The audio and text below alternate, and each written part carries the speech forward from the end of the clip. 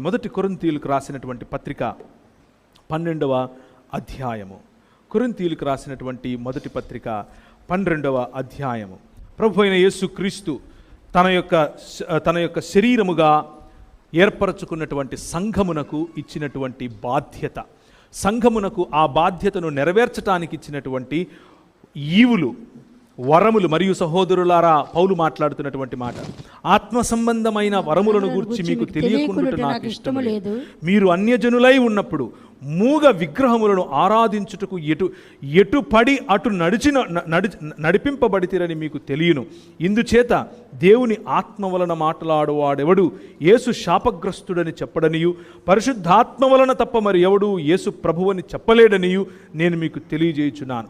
కృపావరములు నానా విధాలుగా ఉన్నాయి కానీ ఆత్మ ఒకడే, మరియు పరిచర్యలు నానా విధాలుగా ఉన్నాయి కానీ ప్రభువు ఒకడే. నానా విధములైన కార్యములు గలవు కానీ అందరిలో అన్నిటినీ జరిగించు దేవుడు ఒకడే. ఆయనను అందరి ప్రయోజనము కొరకు ప్రతి వాని ఆత్మ ప్రత్యక్షత అనుగ్రహింపబడుచున్నది.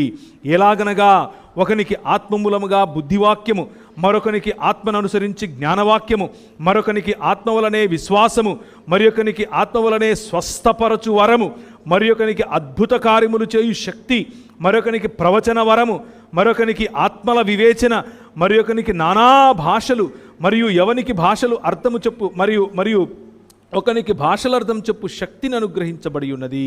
This is not an exhaustive list. ఇంతకు మించి ఇంకేం చేయడు అని కాదు. ఆయన ఇవన్నీ చేస్తున్నాడు, నేటికీ చేస్తున్నాడు అని అర్థం. The spirit of God and the power of God, and in his power when you go and speak in the society. నేను ఒకసారి, నాకు అప్పుడు 19 ఏళ్ళు, నేను మిషనరీగా ప్రభువు నన్ను పిలిచాడు.